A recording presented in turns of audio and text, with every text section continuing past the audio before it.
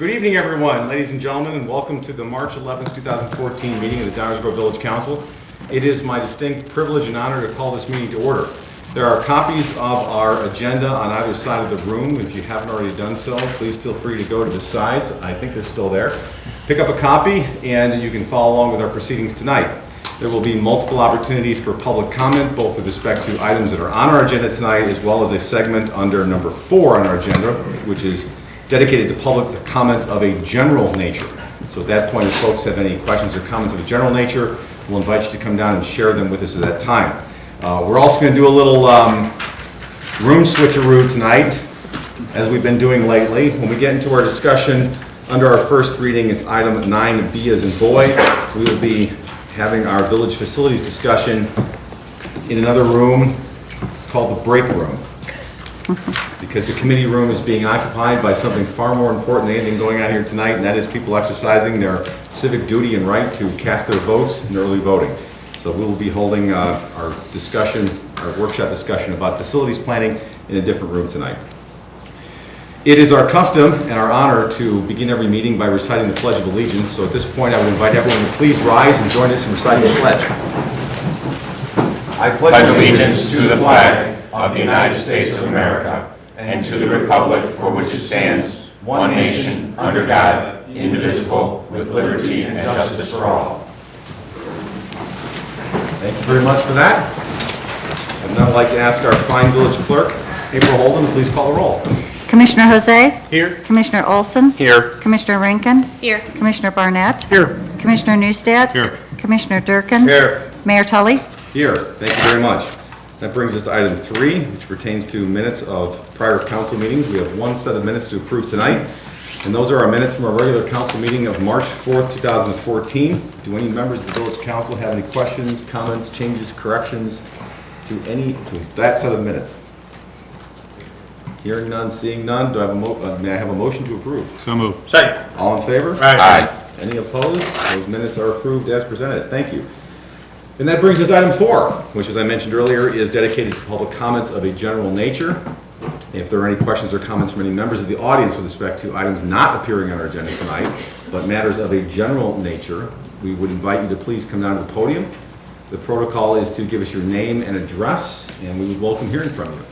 At this point in time, are there any questions or comments from any members of the audience with respect to any matters of a general nature?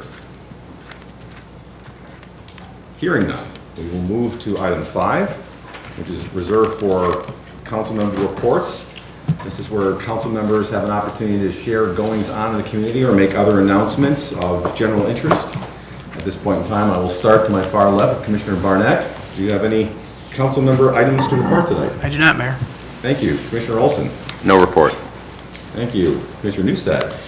Just a quick update, since we have a few new folks joining us tonight. On our website, which is at downers.us, there's lots of ways to connect and learn more about the Village of Downers Grove. We have Facebook, Twitter, YouTube, an RSS podcast, and obviously our website is very interactive. You can create and report problems, including our newest problem, which after the snow tomorrow is potholes, which have been happening all around town. There's a lot of information on our website about how to report potholes on your block. So check out our website, get in touch with us, and stay in tune with what your village is doing for you.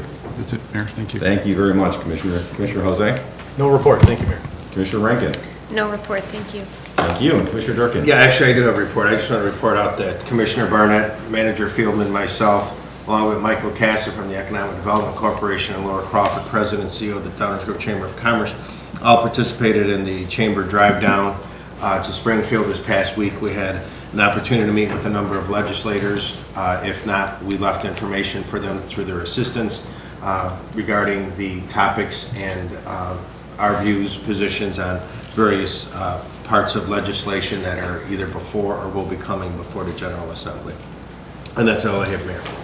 Thank you, Commissioner, and I want to thank you and the others who joined you on that drive down.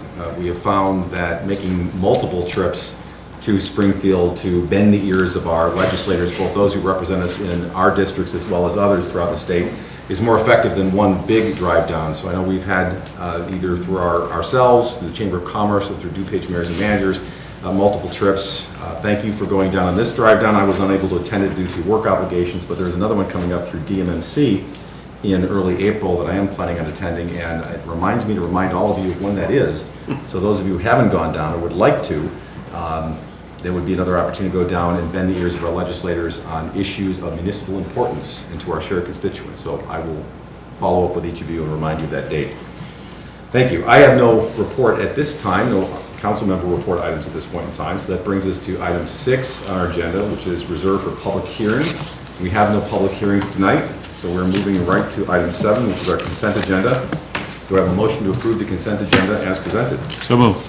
Second. Are there any questions or comments from the audience with respect to any items on the consent agenda? Questions or comments from members of the village council with respect to any items on the consent agenda? Hearing none, may I have a roll call, please? Commissioner Neustadt? Aye. Commissioner Durkin? Aye. Commissioner Jose? Aye. Commissioner Olson? Aye. Commissioner Rankin? Aye. Commissioner Barnett? Aye. Mayor Tully? Aye. Consent agenda has been passed unanimously. That brings us to item 8, our active agenda. We have 2 items on our active agenda tonight. Items 8A and 8B. First, do I have a motion to recommend intersection design to DuPage County for 55th and Webster as presented? Mayor Tully, I move to recommend to the County of DuPage that Webster at 55th Street become a dead end. Second. Any questions or comments from members of the audience? Questions or comments from the members of the village council? Roll call, please. Commissioner Neustadt? Aye. Commissioner Durkin? Aye. Commissioner Jose? Aye. Commissioner Olson? Nay. Commissioner Rankin? Aye. Commissioner Barnett? Aye. Mayor Tully? Aye. Matter passes 6-1. That brings us to item 8B as in boy. Do I have a motion to adopt an ordinance that would authorize a special use to permit an automobile dealership at 2100 Ogden Avenue? So moved. Second. Any questions or comments from members of the audience? Questions or comments from members of the village council? Hearing none. Roll call, please.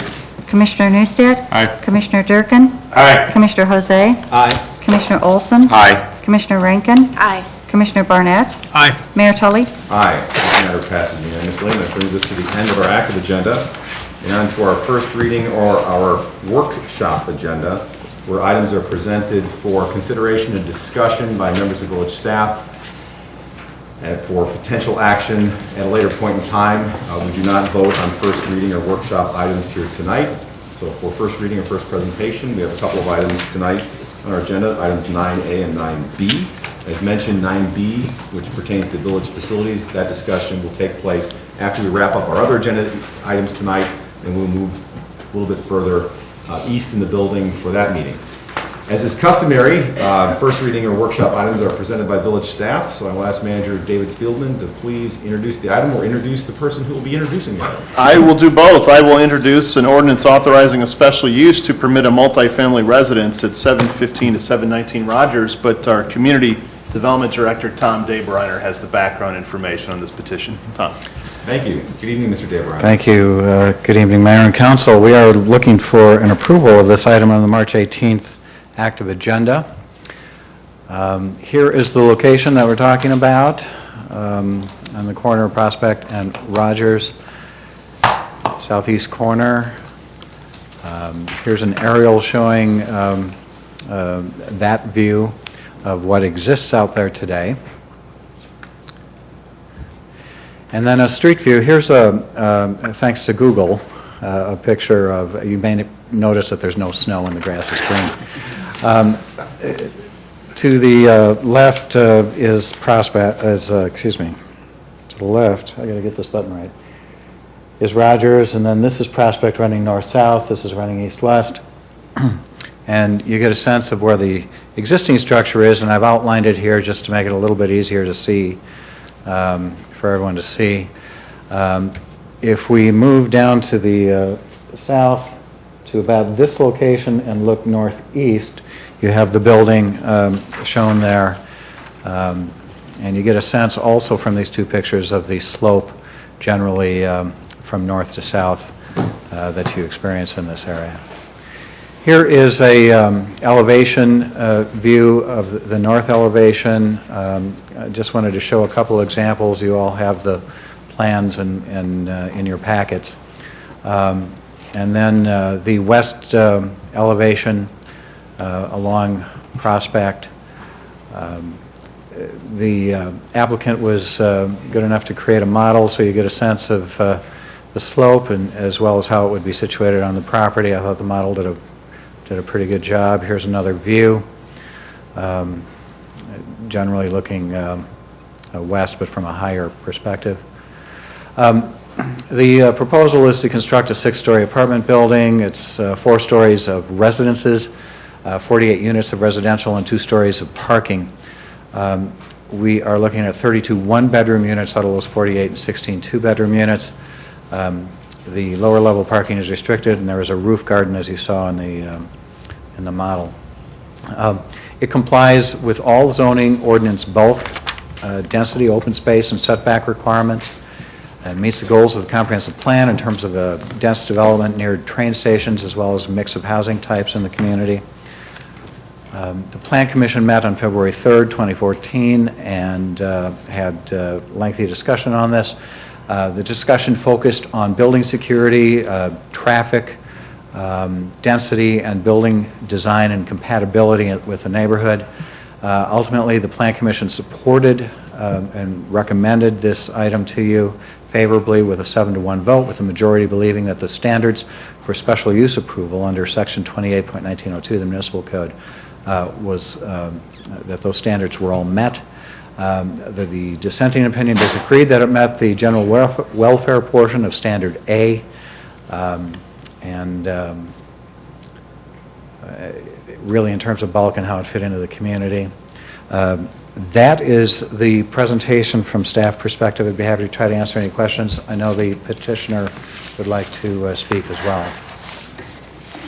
Very good. Before we do that, perhaps we can ask whether, I'll ask my colleagues, are there any questions that you'd like to ask Mr. Daber? At this point in time, would you prefer to wait until we also hear from the petitioner before asking any questions? If anybody has any burning questions of Mr. Daber right now, I don't want to restrict anyone from doing that, but if you'd rather wait and just take them all together after both presentations?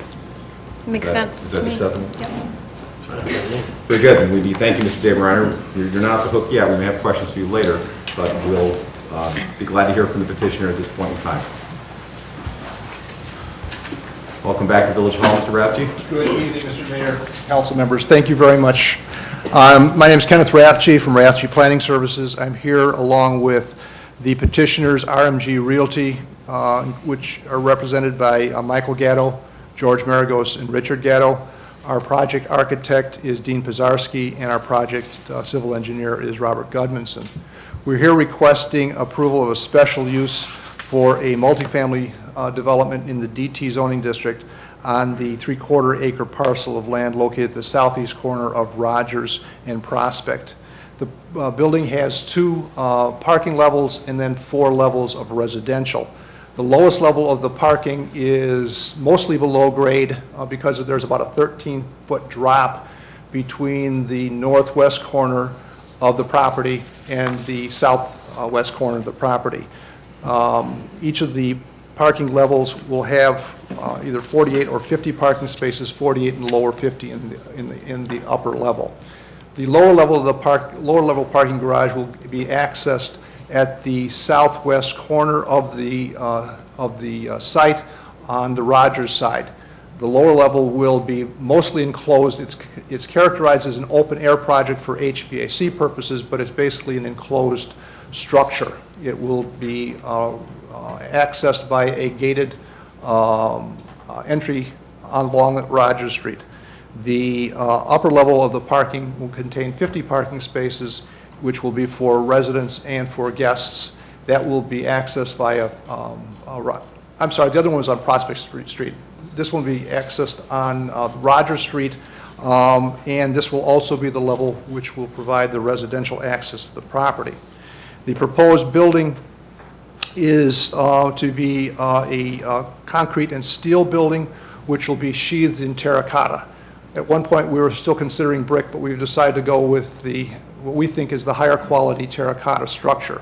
For people that don't know terracotta, and I hesitate to use this as an example, but the Wrigley building is sheathed in terracotta. It's a very venerable old material that it's being used for modern purposes. The building will be fully sprinklered and will have full fire protection with heat and smoke sensors that will be tied into the village's alarm board.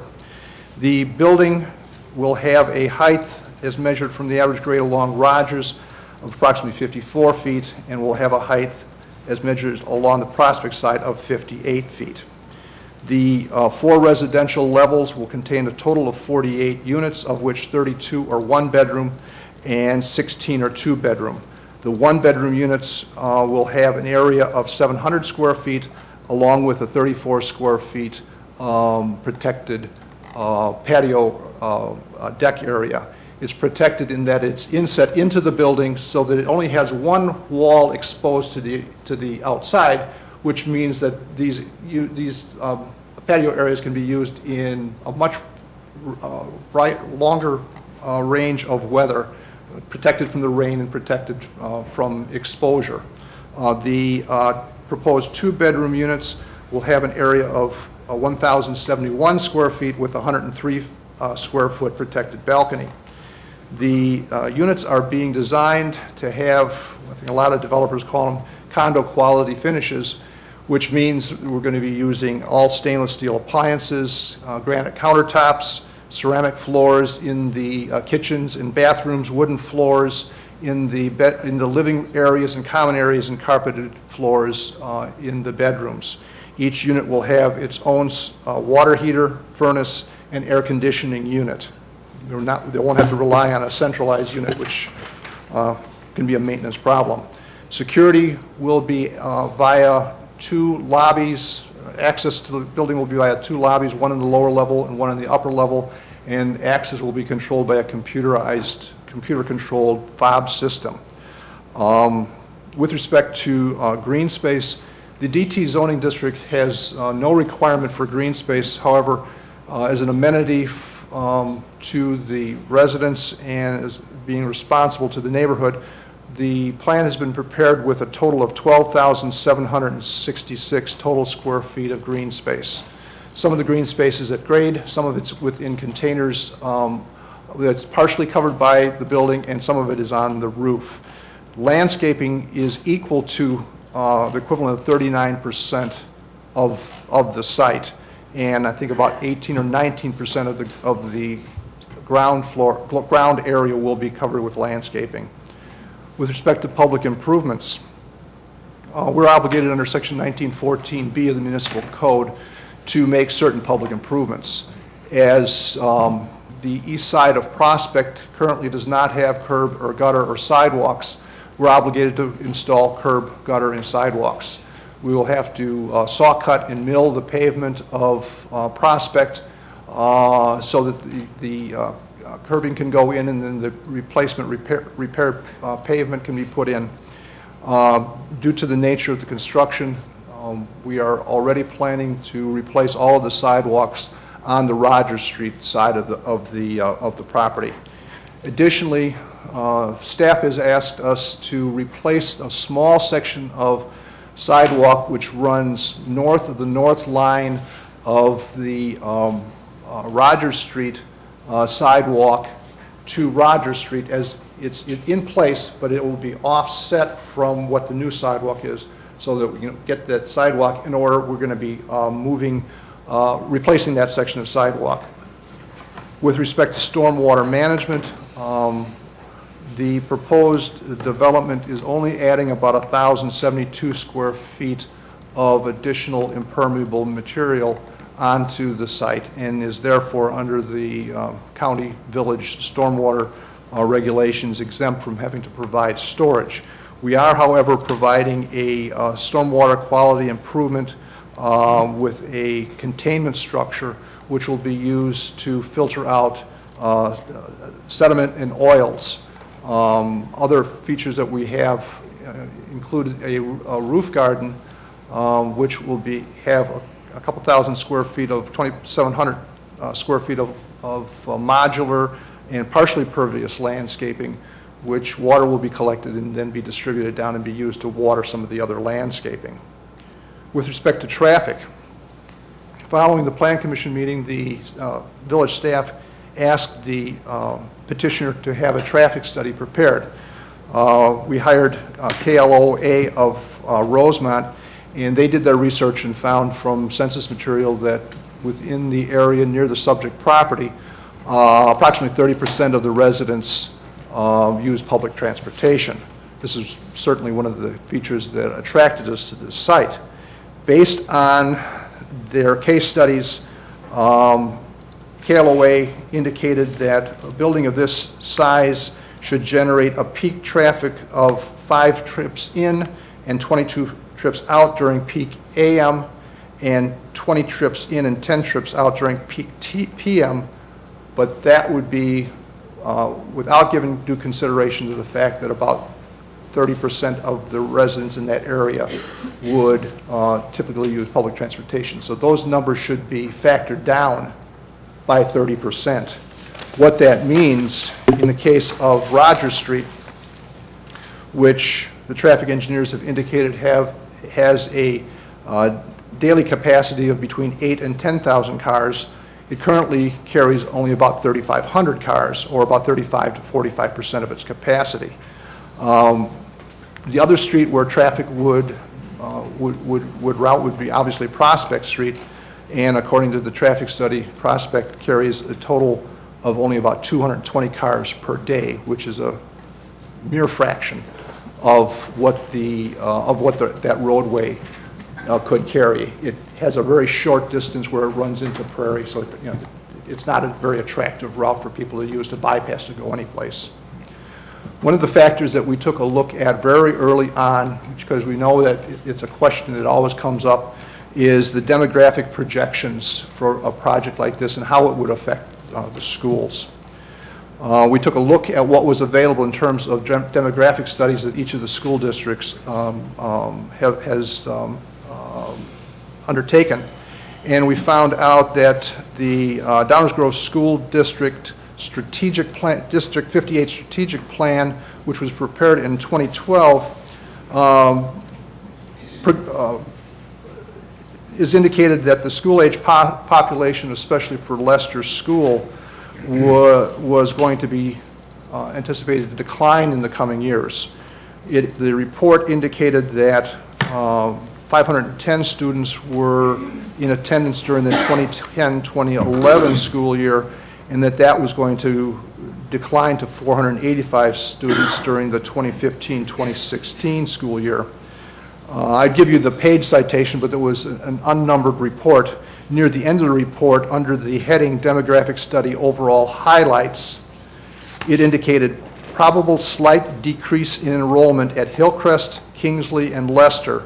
And then a note followed pertaining to Leicester's schools, which said slight but steady decline in enrollment over the next several years. We also took a look at what District 99's report, which was prepared in 2011, and this report was called the Demographic Trends and Enrollment Projection. And that report took into account birth rates for a number of years before this report was done. And in the case of North High School, they're indicating a decline in population over the coming years from the 2010-2011 school year, which had 2,179 students, to the 2015-2016 school year, which was going to reduce to 1,898 students. And then by the 2025-26 school year, they're anticipating the population would decline to 1,807 students. All that given consideration, in terms of the number of school children that we think will be generated, we went to the Village of Downers Grove Subdivision Control Ordinance, which has a population generation table in it. It's very similar to other ones that other communities like Downers Grove. I took a look at Wheaton's and Naperville's, which are very similar to Downers Grove's.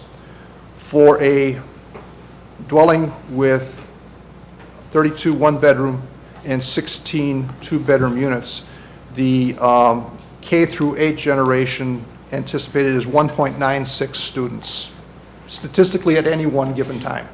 That breaks down to 1.53 students for K through 6 and 0.43 students for 7 and 8.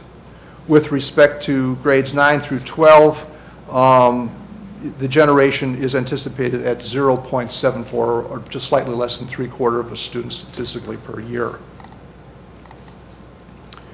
With respect to the standards for a special use, Section 28-1902 of the zoning ordinance provides a series of standards which are to determine if a special use should be granted. This section reads, "The village may authorize a special use by ordinance provided that the proposed special use is consistent and in substantial compliance with all village council policies and land use plans, including but not limited to the comprehensive plan, the future land use plan, and master plan."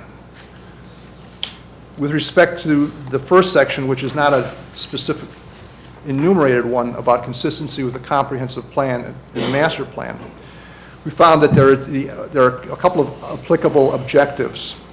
First is that new areas for multifamily residential uses are to be established based upon proximity to the transportation network and to maximize their function as transitional land uses between single-family residential and commercial uses. We believe that this objective is met as the proposed development is within walking distance of 2 train stations, and the proposed development serves as a transition between residential uses to the west and north, between public institutional uses to the south, and adjacent to industrial uses to the east.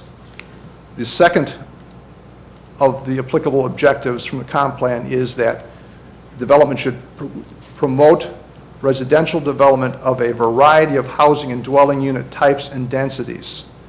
We believe that this objective is met as the proposed higher density housing supports nearby businesses in the downtown business and transition districts. Therefore, the proposed density is appropriate given the proximity to the downtown. The housing product being proposed may appeal to commuters and other residents looking to live near the downtown, and further, there are few options currently existing for similar rental units near the downtown. Continuing with the measures for a special use, item A, that the proposed use at the particular location requested is necessary or desirable to provide a service or a facility which is in the interest of public convenience and will contribute to the general welfare of the neighborhood or community.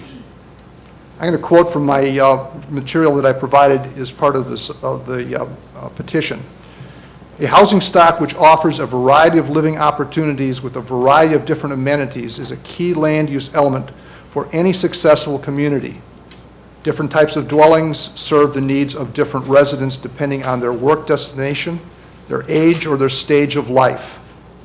The proposed facility clearly is oriented to residents who have a need or a desire to live near the village's downtown.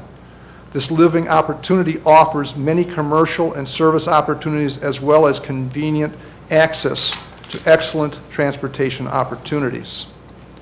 With respect to the need for this facility, my clients did a survey of rental units in the downtown area using public records that were available, and they found that for April there are only 5 apartments which are anticipated to be available.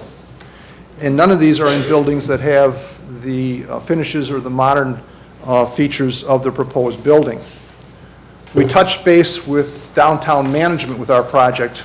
Although we know it was immediately outside the downtown management, we thought that we should share our plans, which we did with Linda Kunze.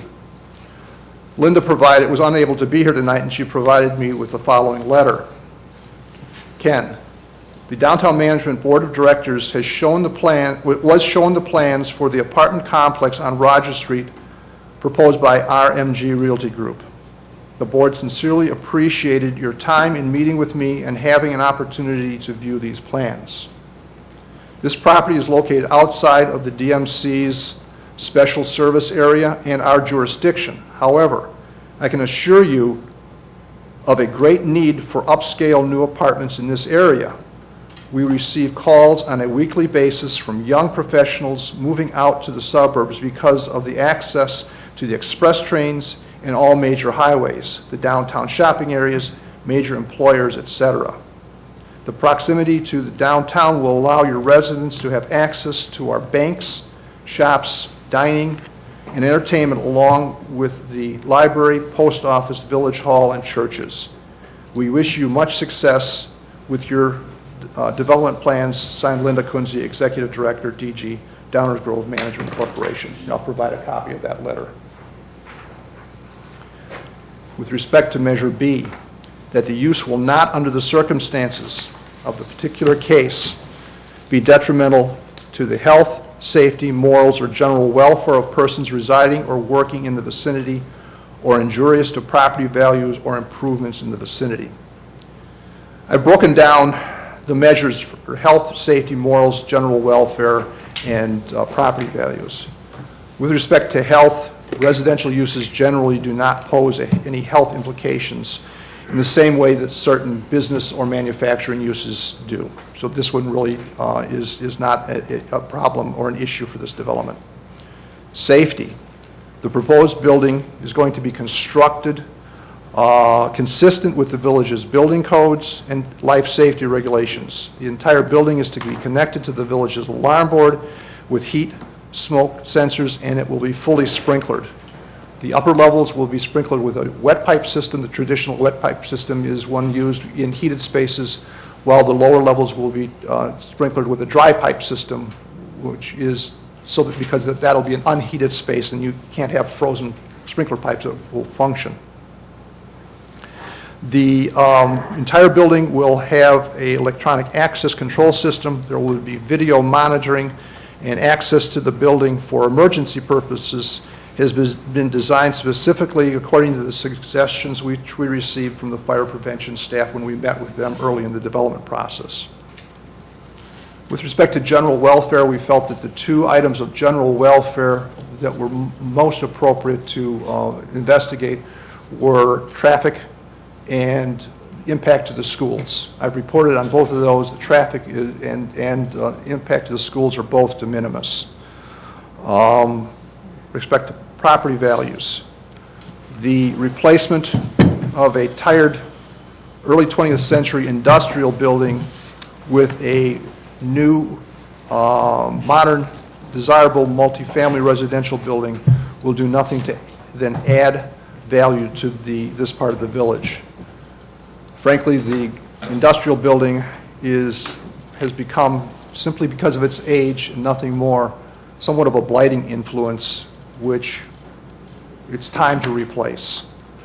Once completed, the proposed building will generate a significant amount of property tax, which should be in an amount beyond the cost of the services which the building or the residents would require from the various taxing bodies. An investment of this nature reinforces the desirability of the area, and oftentimes investment generates additional investment. Item C, that the proposed use will comply with the regulations specified in this zoning ordinance for the district in which the proposed use is to be located, or will comply with any variations authorized pursuant to Section 28-1802. The petitioner has prepared a plan in the manner which is fully consistent with all requirements of the DT zoning district and with all requirements for the Section 1914 concerning roadway and sidewalk improvements, as well as in anticipation of meeting all building and life safety codes. So this standard is met. Finally, that this is one of the special uses specifically listed for the district in which it's located. Multiple family dwellings are specifically listed as an authorized use in the underlying DT zoning district under Section 28-1611D1. We have looked at the draft ordinance, which was provided in the Village Council's packet. We have seen the conditions that have been proposed, including obviously our obligations to maintain our stormwater facilities, our obligations to maintain our landscaping, the obligations to replace the little section of sidewalk north of Rogers Street. our obligations to maintain the drop-off, all of these make good sense, and we have no objection to them. With that, I will make myself or any of the petitioners or the other consultants available to you for your questions. Thank you. Thank you, Mr. Ratchey. Before taking any public comment, I just want to give my colleagues an opportunity, acting upon a suggestion of one of our residents. Do any members of our council want to ask any questions before taking questions from public comment? Okay. Yeah, either the petitioner representative or a village staff, and then we'll open it up for public comment, and there'll be another opportunity for council questions and comments after hearing public comment. Commissioner Olson? I just want one question on the site itself. In just the drawings of it, the south side of the site, is that bordered by village property, or is that the BNSF property immediately to the south? It's owned by BNSF. It was a section of right-of-way that was part of Warren Avenue at one Right. time, but it was vacated many, many years ago, but it is owned by the railroad. Whether it's property owned by the railroad or right-of-way, that I can't answer you, but it is owned by the railroad. Okay. So that property immediately to the south is the railroad's responsibility? That's Is that correct. right? Okay. Thanks, Commissioner. Any other members of the council want to ask any questions or make any statements at this time? All right, very good. Then I will open it up. Thank you. And I'm Thank you sure very that both you, Mr. Ratchey, and Mr. Dave Reiner will be at the ready. At this point, I would like to invite any members of the audience to come up to the podium and make any comments, ask any questions they would like. I would note that we have received a decent number of comments in advance of tonight's meeting, both through email to the council, as well as Commissioner Neustadt mentioned, the remarks functionality on the village website. We also received a number of comments with respect to this project there. Generally speaking, there are comments both pro and there are comments con on various different subjects. So I did want to note for those who may have been wondering that yes, we did receive submissions prior to today from those who may not be able to be here tonight, and those obviously will be given due consideration. With that being said, are there any members of the audience that have any questions or comments with respect to this proposal at this point in time, either of the village staff or of the petitioner's representative? If so, the protocol is to come down to the podium. Please give us your name and address, and we welcome hearing from you.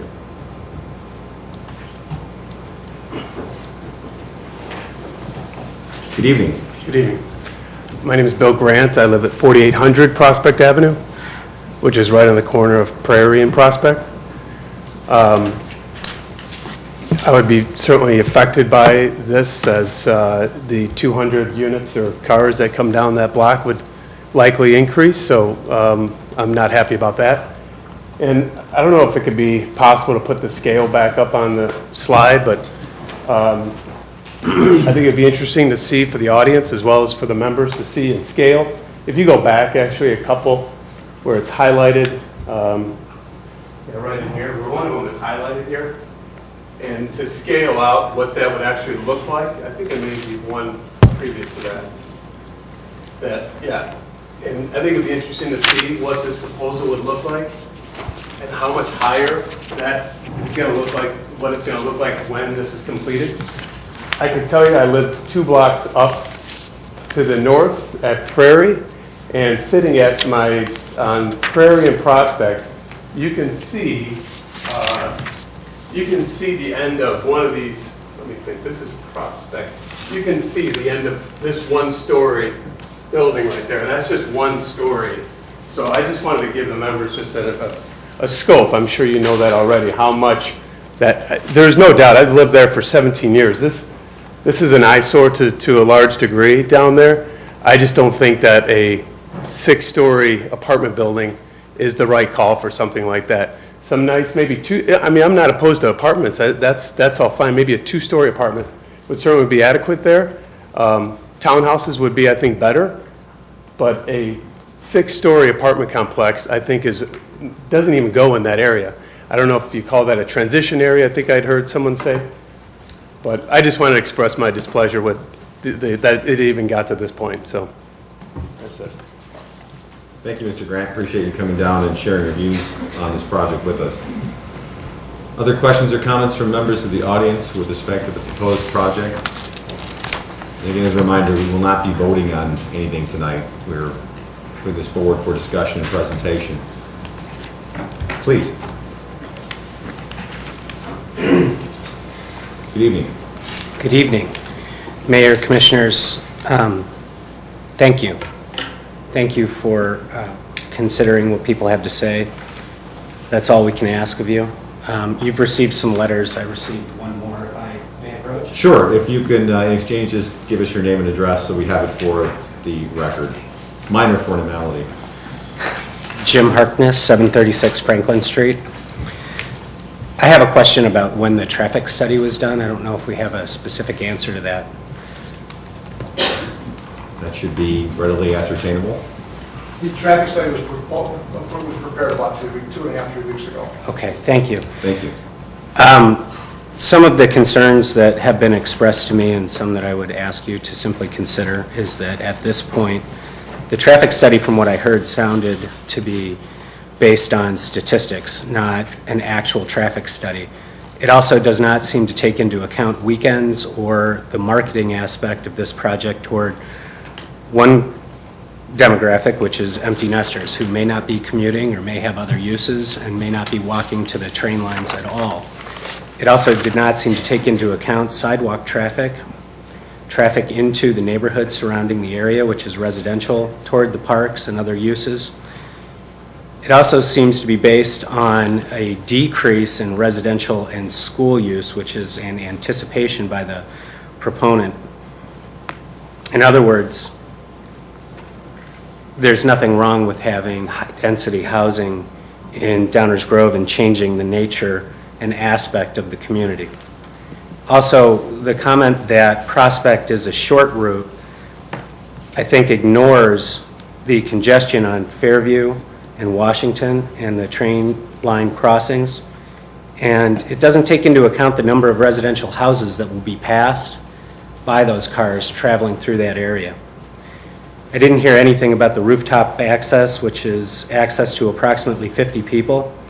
And I didn't hear any mention, and I didn't see anything in the materials about a specific study of the impact on light pollution, emissions, an actual traffic study on use, noise, or an actual study of the impact on neighboring properties, let alone what could happen in 5 to 10 years if the property is flipped and the use is changed. I also didn't hear anything about the impact on crime in the area. While I appreciate that this is a transitional use and that there's room for discussion about this and that there's no vote being taken tonight, I ask what discretion the commission has in considering this use, in considering this special use, and the extent that it could be considered. Thank you. Thank you. Appreciate that, Mr. Harkness. And normally, just speaking for myself, I'm typically guided by the zoning ordinance. Thank you for your time. Thank you. Other questions or comments from members of the audience with respect to this item? Please.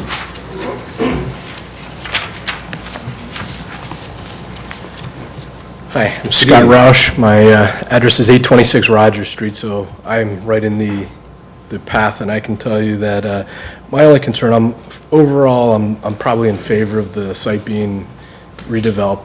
That's not a problem. I don't think it's going to impact the schools because, let's face it, mostly one-bedroom apartments. That's probably unrealistic.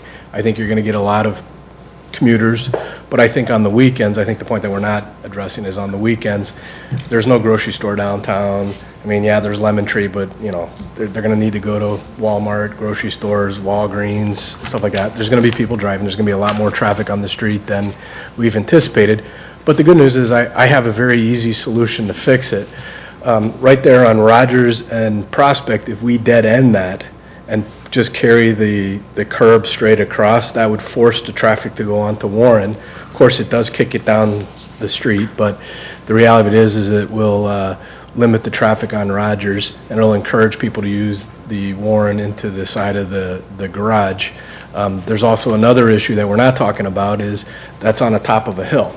So people come flying down that hill. I live on the corner of Whiffen and Rogers, so I'm directly impacted by it. People come flying down the hill, so there really should be a stop sign also, probably on the downside of the hill, which is Elm and Rogers. We should definitely consider putting a stop sign there.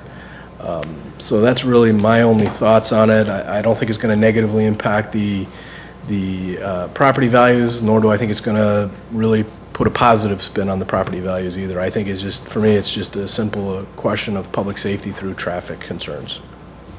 But I think that's an amicable solution for everyone if we just that ended the street. So, thank you for your time. Thank you for being here, and thank you for sharing that. Other questions or comments from any members of the audience? I will open it up to the village council for questions or comments either of village staff or of representative of the petitioner. Questions or comments from the village council? Commissioner Newstead? Excuse me, thank you, Mayor. I think we've heard a lot from our residents, both here tonight. Thank you for coming in via email and our e-remarks, as the mayor said. For me, this project specifically asks for no variations. The site is challenging at best, and I think that we have seen a couple other iterations of what could happen here, and this one, by asking for no variations, really works within its boundaries. I think that's an important note to make. Mr. Dabereiner showed us that it complies with all the bulk and density requirements that we've set forth in our zoning ordinance.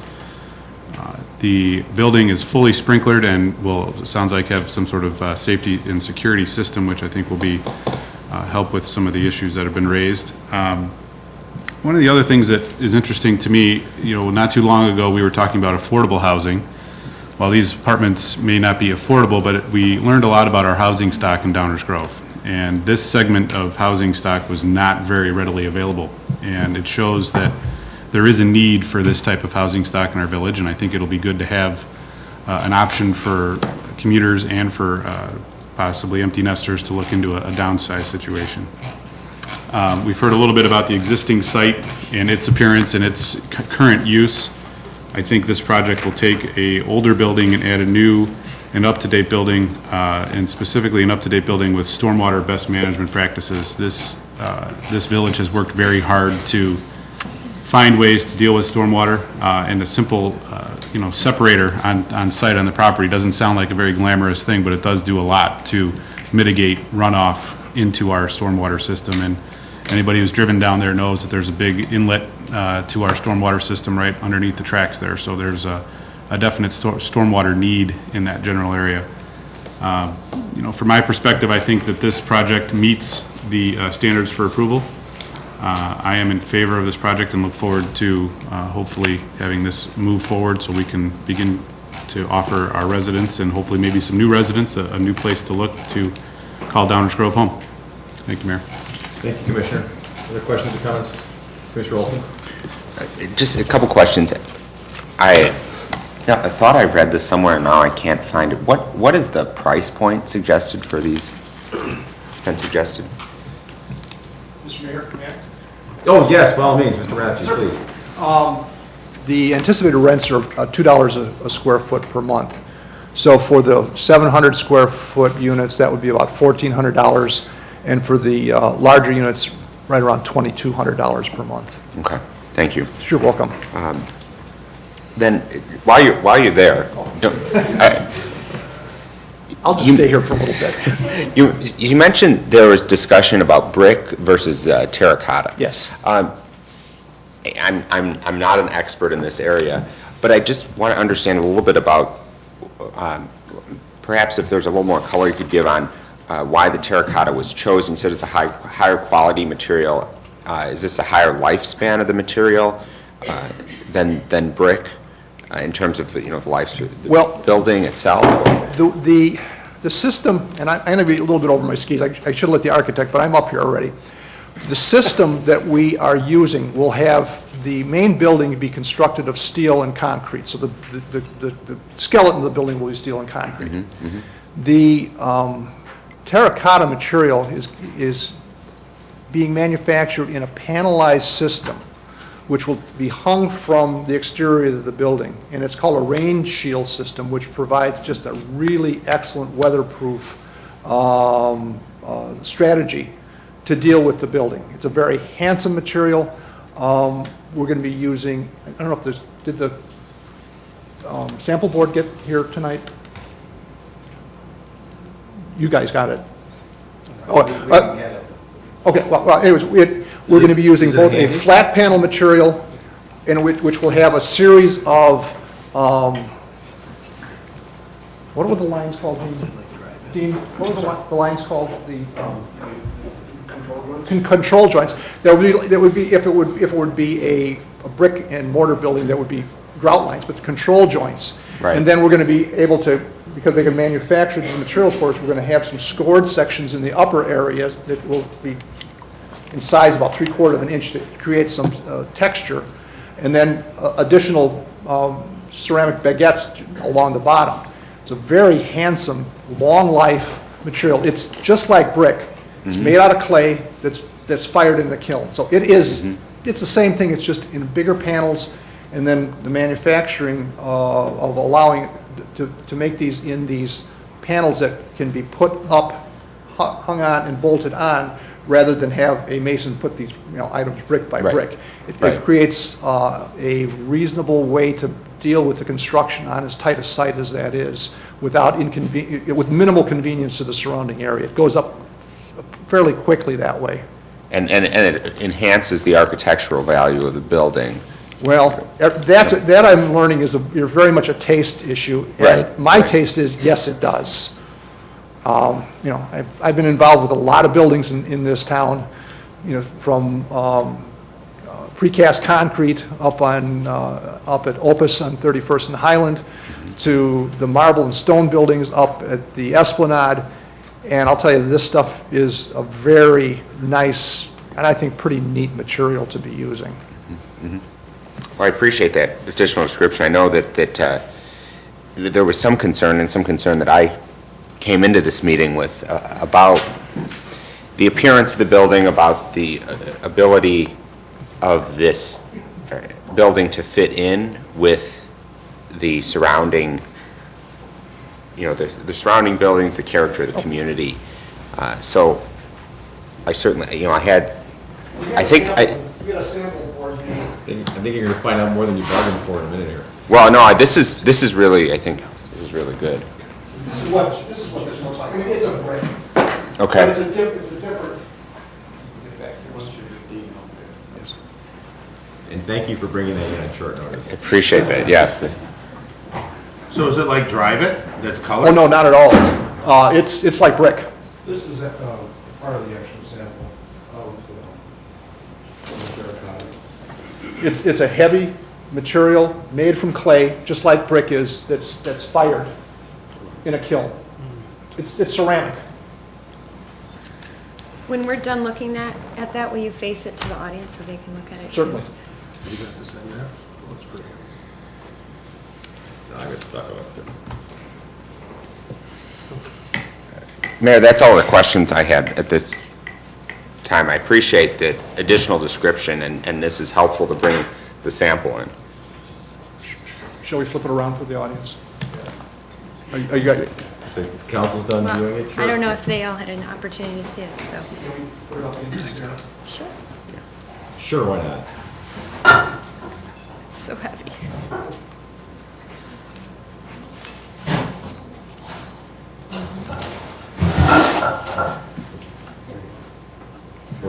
We're flexible here. It's like a science project from school. It's the science fair. The science He fair. won every one. Commissioner Durkee, which material is more porous? I did that in my science project. Like dirt and, sand. Well, as long as you have the floor. Questions, comments? Real quick, the roof. Why is it that you decided to do only like what appears in the rendering or the picture that was shown to us, only half of it as being vegetation and not the whole thing? Well, with about, I think it's about 6,000 square feet of the area for, the roof garden. And the roof garden is to be used by the residents. It's a passive recreational area. And we felt that we wanted to have a high-quality, attractive area with trees and with some of the same kind of matting that they use on the City Hall, Illinois building, that type of thing. We felt it was somewhat a responsible thing to do. We wanted to create a nice amenity for the residents. And I guess those are the two main reasons. It was a responsible thing to do, and we wanted to create an amenity for the building. The north half of the building will have some of the standard mechanical amenities, some of the air exchanger and the accessory equipment for the furnaces and for the heaters. We have to have air escape. Now that'll be sort of clumped in towards the middle, and with the knee walls that exist up there, that will be hidden from view at the ground floor. But we had to use part of the area for utility purposes. Is there any way you could put around the perimeter what you've got on one side of the building?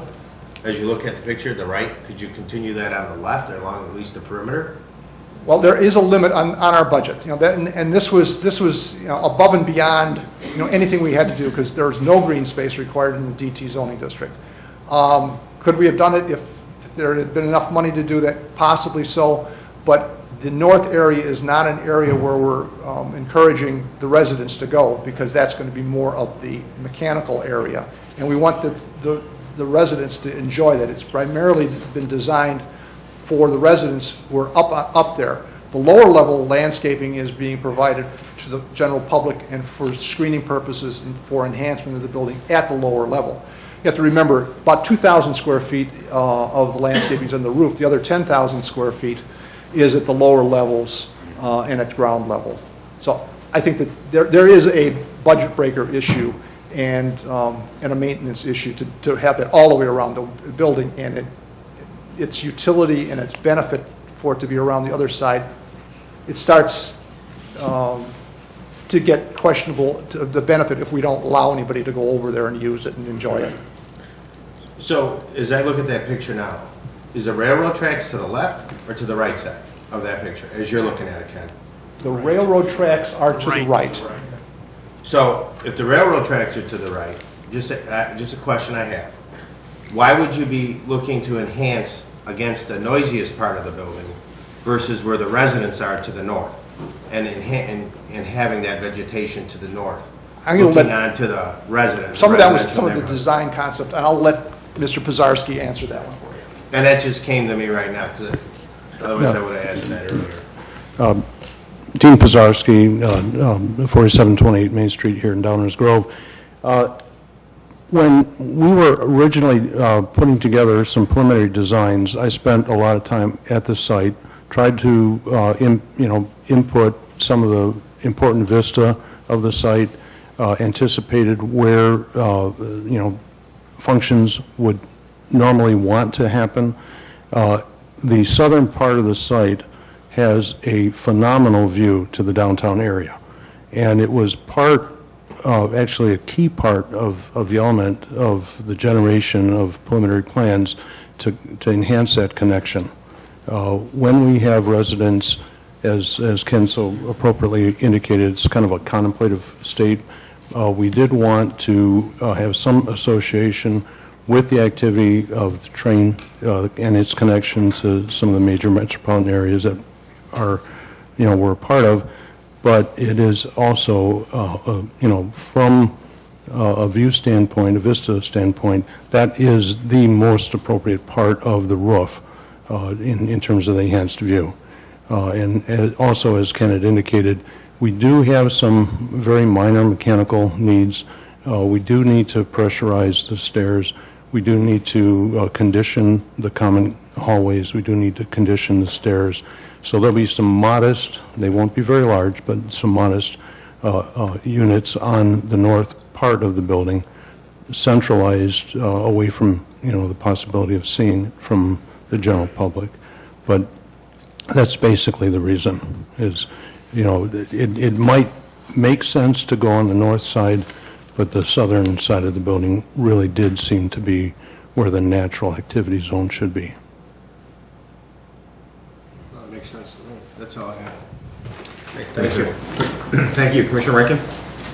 I was thinking about what you were saying, and I heard from some residents that they were worried about the impact of the roof garden on the neighboring residences. So maybe the other goal of that is to put it away from the residences. So if there's something loud happening, it's not right across the street from them, but it's by the train tracks. But anyways, I had a few questions for Ken, if you don't mind. So you have a photometric plan on here. I heard concerns about lights. Yes. Okay. And those that abides by the rules that are permitted. Can you just kind of explain to us what kind of lighting would be on the building? The principal lighting will be the parking lot lighting. And with the LED lighting facilities that are now available, we're going to be using some that are dark sky quality. Dark sky quality lighting is something that's a much bigger issue in California and Denver and some of those areas. But because of the ability to very precisely focus lights, you don't have to have a light that just sort of blares all over the place. You can have it down, you can locate it, you can focus it. And the zoning ordinance in the parking section has some very specific photometric limitations. We intend to meet or do better. I don't want to say exceed, because we're not trying to make it brighter, but meet or do better than what the quality of that is. So we did not ask for any variations from that, because those are pretty high standards.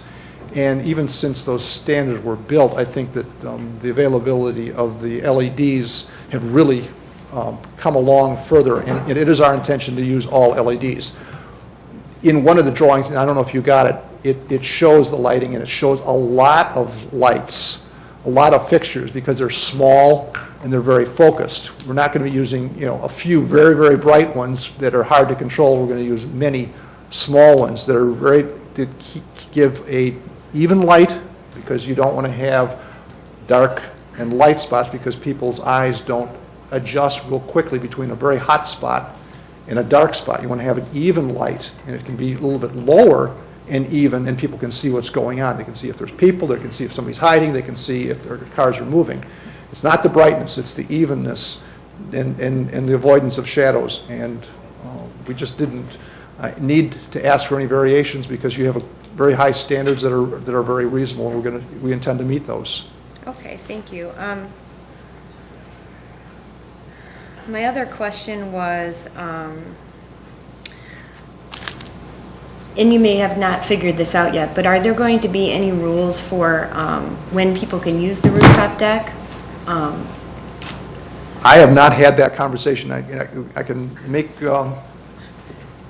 petitions available. Have you had any discussions about the use of the deck? We'll have to put some sort of hours on it. Hi, Michael Gatto, RMG Realty. In regards to that specific question, I haven't given it intensive thought, but there will have to be some sort of hours of operation, based off of safety and concern. Most likely at 10 o'clock close, maybe 9 o'clock, depending upon how it all shakes out. Okay, thank you. And then also, I've heard concerns about what kind of items can be stored on the decks.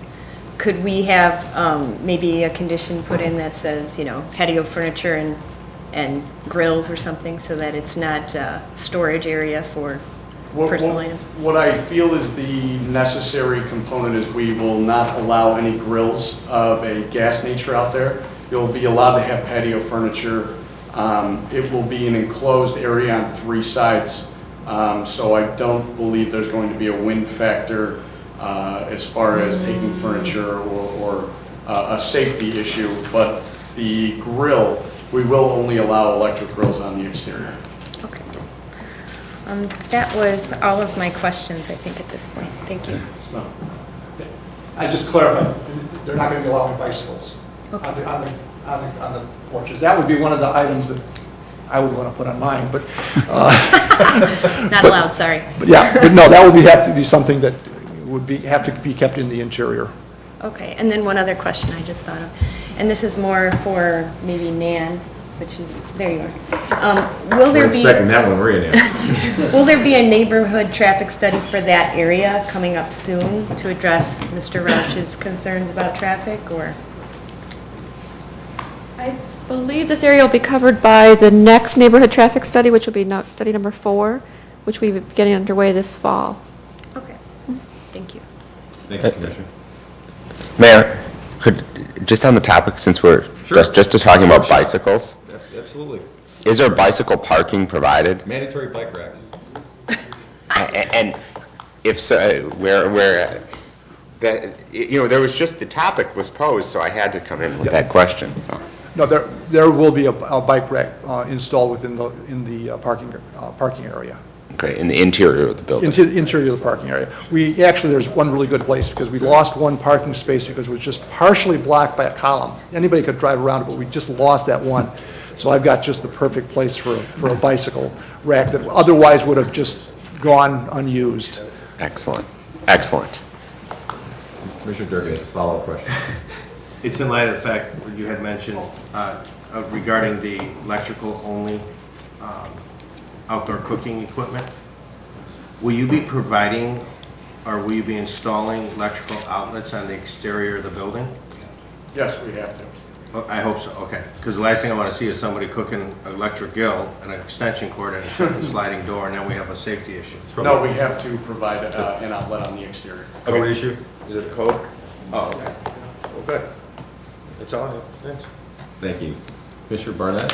Thanks, Mayor. I have a few questions. First of all, kind of piggybacking off of Commissioner Durkin's comments about that roof, there was a comment made too about screening some mechanical equipment and how it wouldn't be visible from the ground wall due to a parapet, or ground elevation due to a parapet. But if you go north, your existing residences are pretty heavily elevated.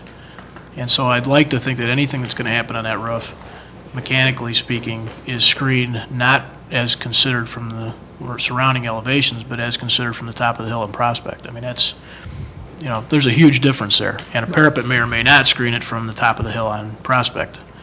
You know what I mean? We believe that it will, because, Okay. because of the height of the parapet wall and the rather limited size of the mechanical equipment that we're needing to have up there. That would be important to me, to make sure that that's going to happen. One of the challenges I have is that I think that this, as I've considered this use is entirely appropriate.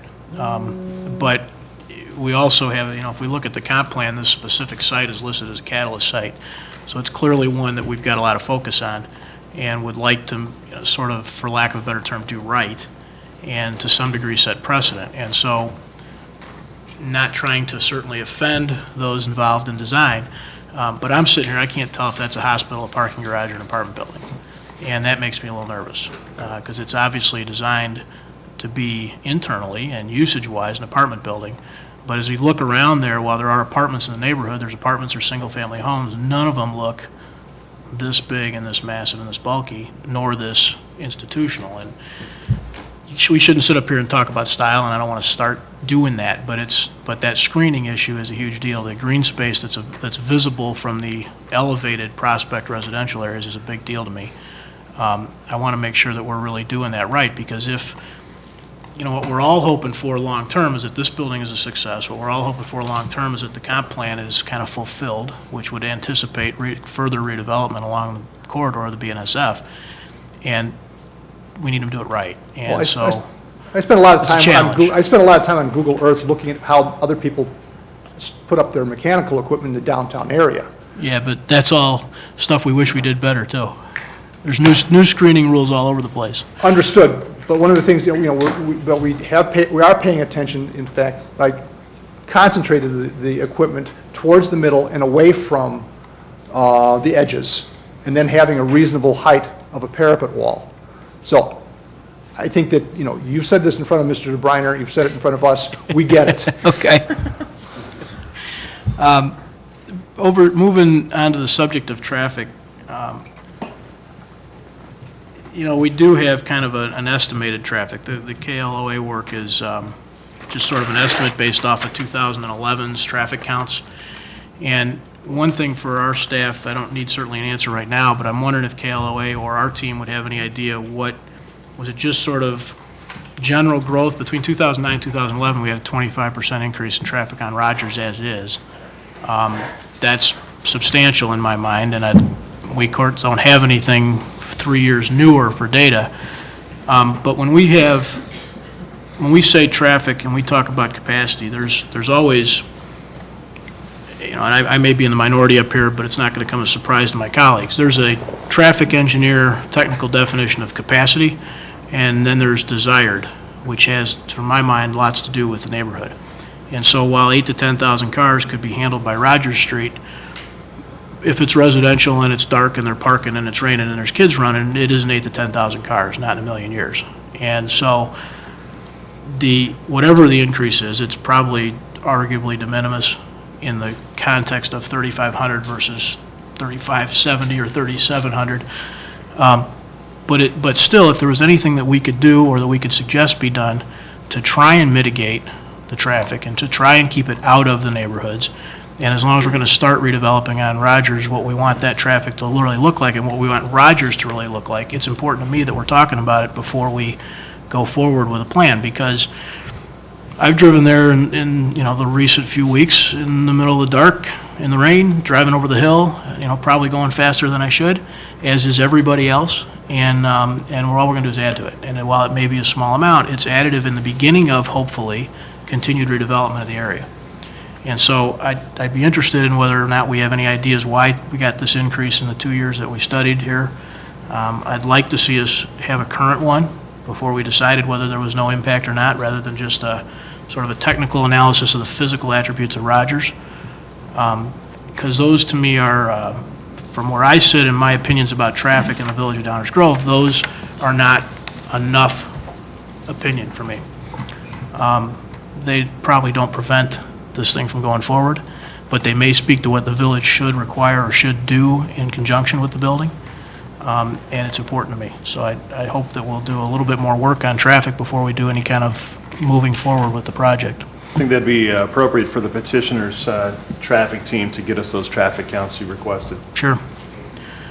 The containment, stormwater, it's not really containment, right? It's a separator? I'll let Mr. Gummonson deal with that, your question on that. Yes, it is the product name would be like a storm scepter. Okay. What it does is the stormwater runs through that facility, and it's got a series of baffles which filters out the oils, the sediments, and whatnot drop down, and then there's a periodic maintenance of that structure. So it's it's just a torturous path separation kind of a thing, right? I'm sorry? It's a torturous path sort of separation thing? Correct, yes. So there's not really any storage benefit or runoff reduction, it's a cleaning kind of an aspect, right? No, that is correct. We don't meet any of the threshold criteria that would trigger a stormwater detention scenario. Okay, all right. That's probably all I have for right this second, Mayor. I may develop some more, but for the moment, those are the questions on my list. Sure, thank you, Commissioner. Commissioner Jose? Thank you, Mayor. I too am interested in some additional numbers on the traffic. Living near Rogers and Douglas, just a few blocks away, I know that there are some traffic concerns there, some challenges, and the Traffic and Parking Commission has been talking about different possibilities, and I'm encouraged to hear that the traffic study will be done in that neighborhood soon. For my part, with looking at the project as a whole, I think it's important that the project doesn't require any variances from the code. It meets the bulk, the density, all the setbacks, et cetera. That was a big part for me. I think the stormwater benefit with the separator is also very good. The added green space that is not required is also a positive in my mind. Looking at the standards for special use, I find it hard to say, as some have suggested to me, that the building is perhaps not as attractive as it could be. I've heard that from many people. But something like that is so subjective that it's not something that I think should come into our analysis. yeah, and it's certainly, the building provides a transition from the industrial uses to the east. It buffers against the residential uses to the west and to the north. I think it provides good upscale housing opportunities for Downers Grove to expand its attractiveness to younger professionals, and as you said, provide more customers for the stores and other businesses downtown. It eliminates an outdated industrial building. These are all, I think, good things. And overall, I think while there are a couple of perhaps rough edges here and there that hopefully we'll get some good answers on, I think it's a good project, and I'll be supporting it. Thank you, Mayor. Thank you, Commissioner. I'd just like, for my own part, to make a few observations, and then I too have some questions, although some are similar to ones that my colleagues have already voiced, and so I'll just add my mind to theirs.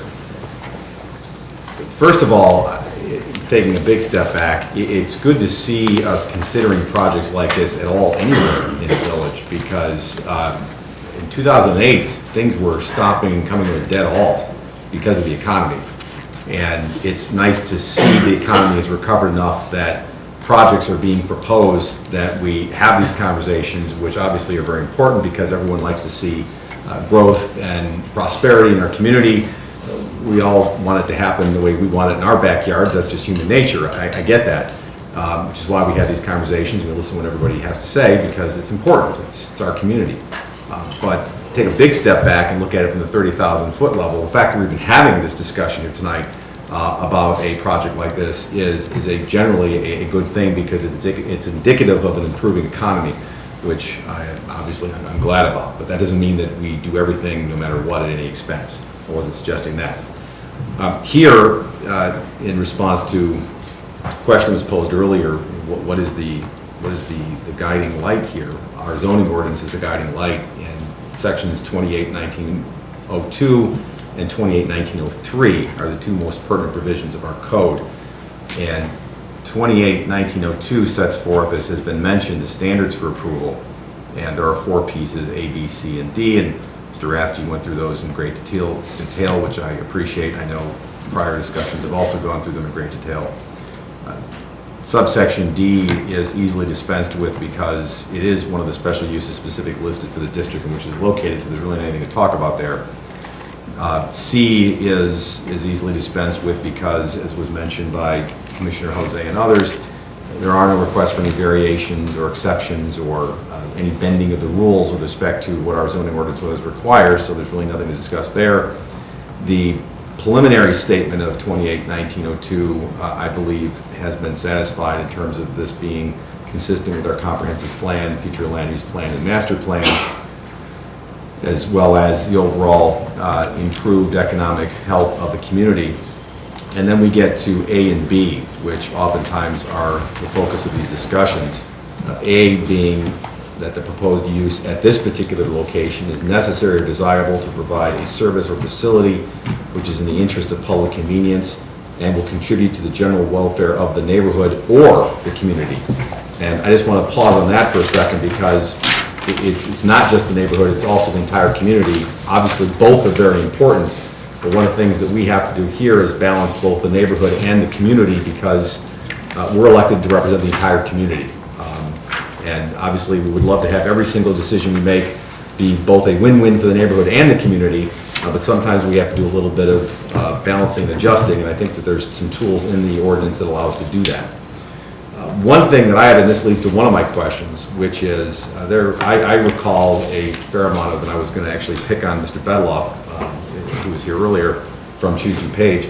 I'm recalling a fair amount of conversation in recent years at the county level about workforce housing, and particularly workforce housing when it comes to supporting the, shall I say, certainly younger than me, younger professionals who support the usually technology-driven companies that we are in hot competition with other communities to locate their headquarters to Downers Grove as opposed to other places.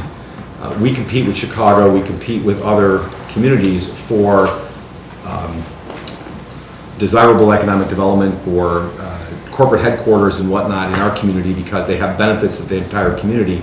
And one of the issues that has been of considerable discussion in the last at least 5 or 6 years is where do the, for lack of a better word, the kids out of school with the technical skills go that the major corporations, the technology companies want to hire, where do they go and live? Well, they like to go live in hip neighborhoods down in Lincoln Park and whatnot in the city because that's where they can walk to things, that's where they can get to cultural events, that's where they can get apartments that are upscale to reflect what they would like to do, but yet they're not necessarily in a market to buy a house. So we have been hearing from the regional level that this is a need for our community if we want to stay competitive in the world of economic development. But rather than just focus on my recollection of these conversations from various conferences that I've been at, one thing I would like to track down between now and whenever we visit this again is some more concrete information in that regard. I will try to do some of my own, but I think that getting some information on that would be helpful because I think it has some bearing on that factor about contributing to the general welfare of the neighborhood or the community. If this is in fact something that we see as a need in our community, given its location, proximate to the downtown, proximate to the metro station, that's something I think we should consider. So I'd like a little bit more information on that so it's not just my vague recollection, because I'm not one of those kids. My recollection is increasingly vague. I would actually like to see some more concrete information on that point.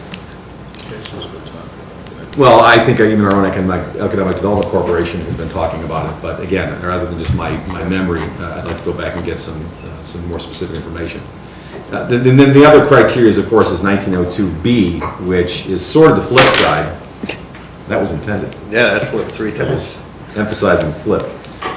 The flip side of A, which is, first of all, is there a need? Will this contribute to something that is desirable or beneficial to the community? The other side is that the use will not, under the circumstances of the particular case, be detrimental to the health, safety, morals, or general welfare of persons residing or working in the vicinity or injurious to property values or improvements in that vicinity. And that brings in all the questions that have been raised quite appropriately by folks in the neighborhood as well as up here in terms of things such as safety, crime, traffic, impact to schools, light, noise, the scale in situ of this proposed project, screening, so on and so forth. That's why all this is very important. I think a number of these issues have been addressed. I would just, without repeating, I'll just join my colleagues who have requested more information about traffic, because I think that is one of those appropriate topics to address. I'm encouraged that this area is the subject of a next upcoming neighborhood traffic study. We've seen great benefits from some of those in other neighborhoods so far as we slowly move through the process. I would like to see, as was suggested, sort of the scale in situ for this location, and that's just something I can figure out on my own between now and whenever. The screening issues, I think, have already been raised, and we can certainly look at those further. I do think, as was mentioned by Commissioner Barnett, it's important to do this right, not only for all the reasons that he mentioned, but as a frequent train commuter from the commuter path coming down the Burlington Northern. This is going to be more or less the commuter's gateway to Downers Grove, and so that's also another reason to do it right. Not suggesting to anyone on the position side that it's being done wrong, but it's just something we want to consider as when folks come into our community, what do they see, and given the volume of traffic on the BNSF, that's just something I want to take some time to think about as well in terms of is there something else that can be done, and I'll touch upon why that's important in a moment. So I would just leave that criteria at this point, subject to wanting to see the additional information some of my colleagues have asked for between now and the next point in time that we discuss this. All that is important because, as I mentioned, the criterion B is subject to the circumstances of the particular case, and I also don't want to forget about 28-1903, which allows the village council to impose conditions and safeguards upon the premises as benefited by a special use as may be necessary to prevent injurious effects therefrom upon other property in the neighborhood. And then making those requirements that run with the property in the special use such that any violations can be deemed a violation of the zoning ordinance and ultimately revocation of the special use under extreme circumstances.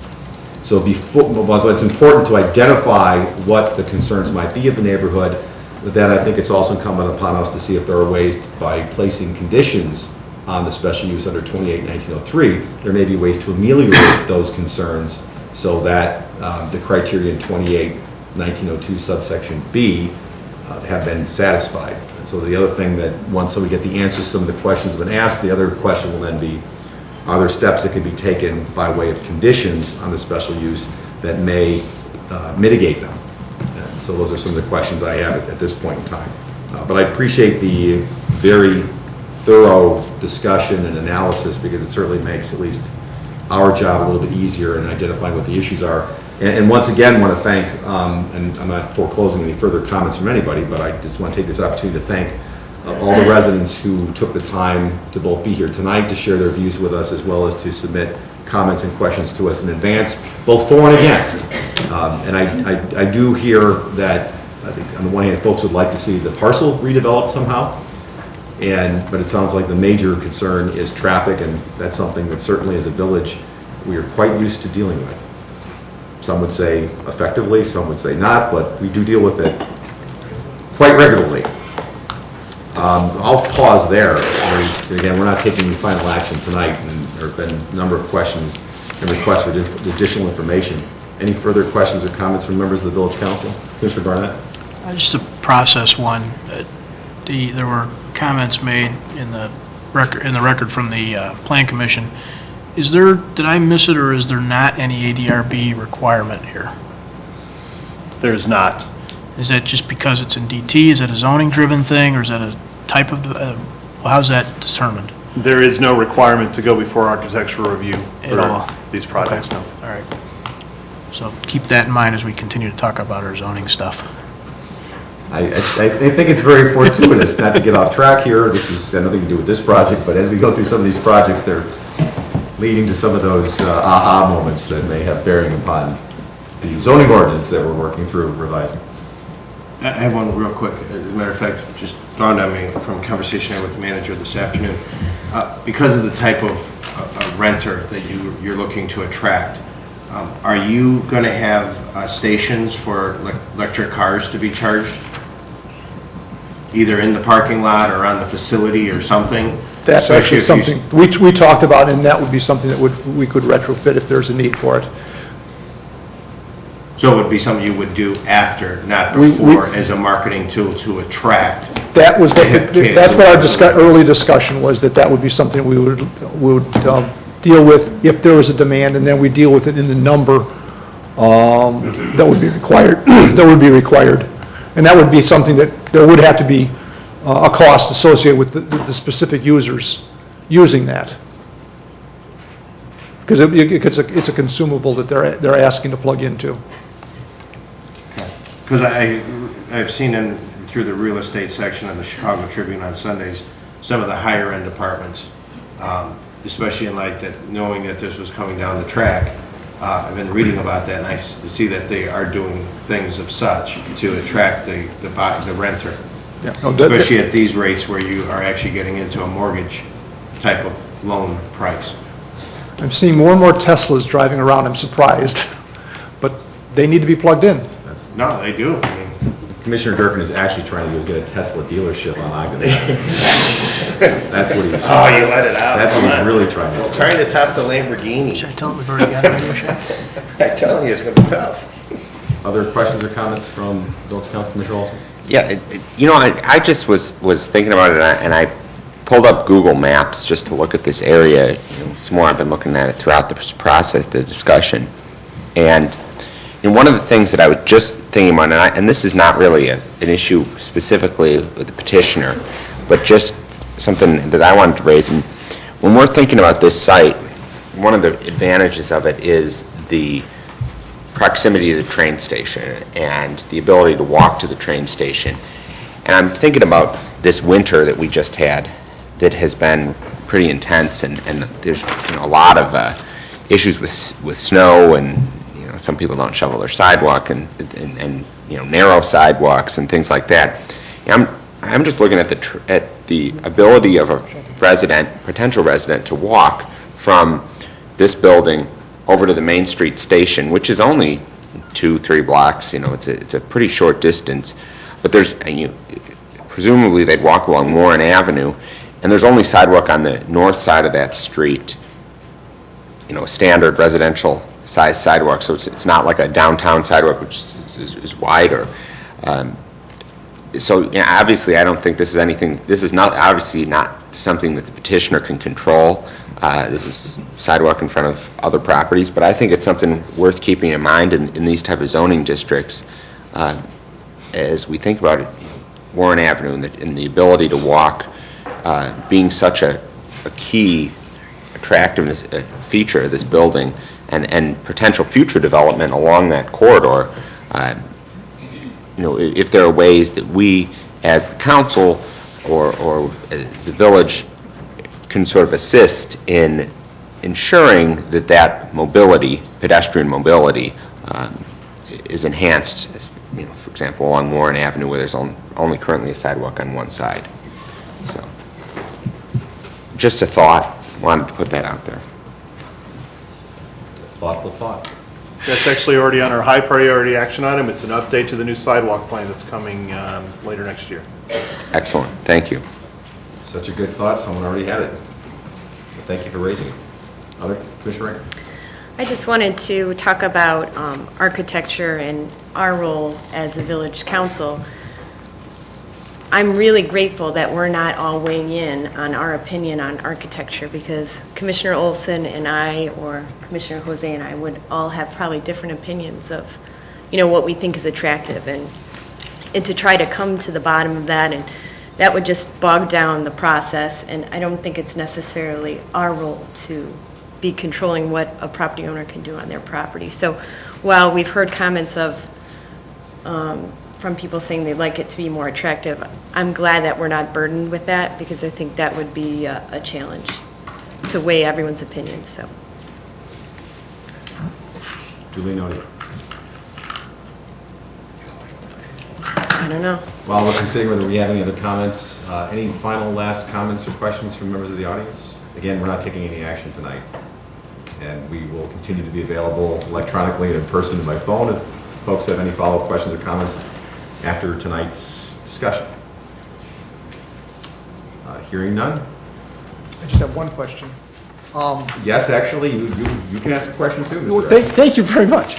There was mention about additional traffic information.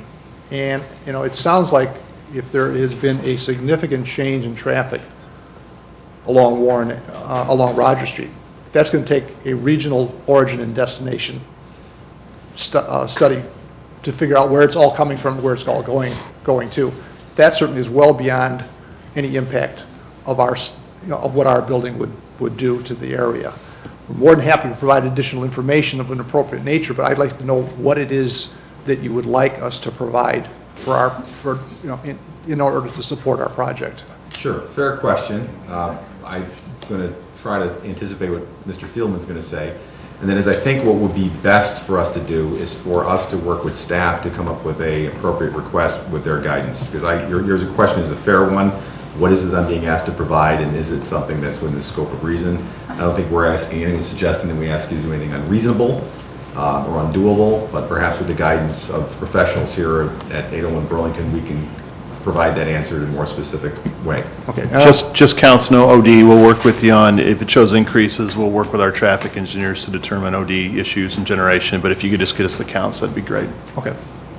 Yeah, I knew that would happen. And I'll talk to you tomorrow and see if there's whether else we need to follow up on.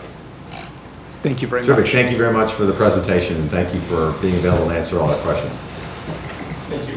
Thank you very much. Mayor, to be, sure. Just a question on timing. Clearly, it doesn't sound as if we're going to have this on the agenda next week for final action, or? So I don't think so. I think we'll have to work with the petitioner to get answers to these questions, including giving them some time to do some traffic counts on some nearby streets there, potentially some analysis there. So we'll let everybody know when it's coming up next, so look for information on our website, and we'll try to contact the neighbors who are interested as well through some informal networks. Right. And that's a fair question, because obviously we want to make sure that we're going through the process in an appropriate way, but we also don't want to unduly delay things. We understand construction seasons and things of that nature, so we're going to try to achieve that balance that we need to as a public body. So we appreciate your patience all around. That being said, we'll still present it tonight under the attorney's report, just in case things come together very quickly. However, I don't anticipate that will be the case. Thank you for the disclaimer. Appreciate that. Well, that then brings us to the end of our first reading. No, it doesn't bring us to the end of our first reading. It brings us to the end of our first reading in this room.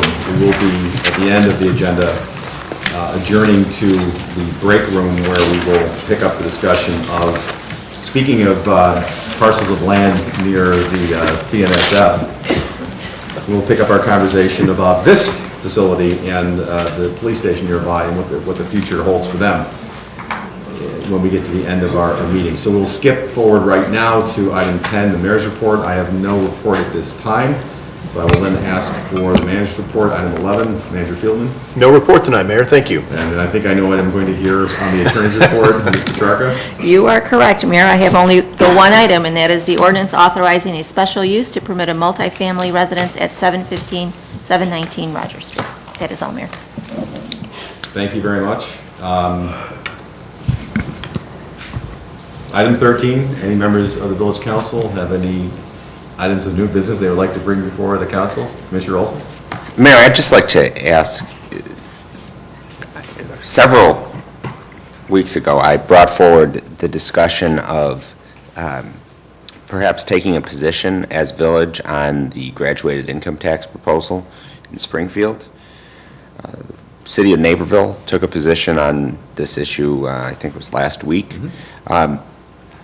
And I know we had discussed waiting until DMMC had considered it. I just wanted to inquire if there was knowledge about where DMMC was in the process, because I certainly would not like to wait too long to consider the issue. I am going to, only because I was out of town on business and unable to attend the last executive board meeting, I think that maybe our legislative committee liaison might know the answer to that. If not, we'll get it to you shortly after this meeting, unless Ms. Petrarca knows. Yes, it's my understanding that the DMMC will not be taking a position. So they will be leaving it up to the individual communities. Okay, well, that being the answer, then the question before us, I suspect, is whether we would like to take a position on it as a village council, similar to what the city of Naperville did. Well, Mayor, I'd like to suggest that the village of Downers Grove take a position on the issue. What I would, understood, what I would suggest is perhaps if, it sounds like you probably already have, or if not, could easily obtain what that position would say. Yes. And provide it to staff, and then we can all take a look at it and consider whether that's something we want to do. All right, Only out of fairness to my colleagues who may not have had the opportunity to review the same absolutely resolution that the city of Naperville adopted. Well, I'd be happy to sure. Pick that up Unless and anyone bring has it to a staff. problem with having it put together for consideration. All I would ask is, can we get an explanation on why mayors and managers has decided not to take a position? Yeah, I wish I could tell you if I'd been at the meeting. on Thursday. Yeah, But, it was at, we're not- I can't, Dave was not presenting it now, so if we can ask Mark to get us that. yeah, I think it was I'm board surprised we consensus, wouldn't but wanna yeah. do that. Yeah. Especially in light of It you was as the- incoming president, I mean, it's. Well, we'll find out, because I don't know what the discussion was. There could have been very good reasons for it. I don't want to jump to any conclusions. I understand.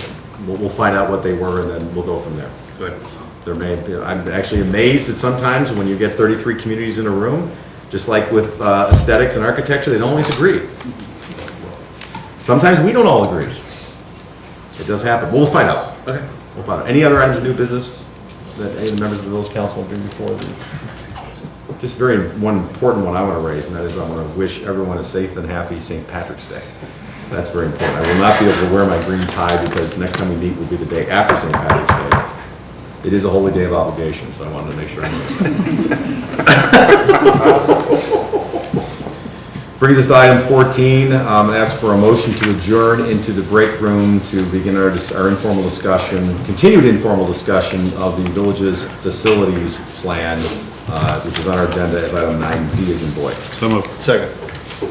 Any questions or comments? Hearing none, roll call, please.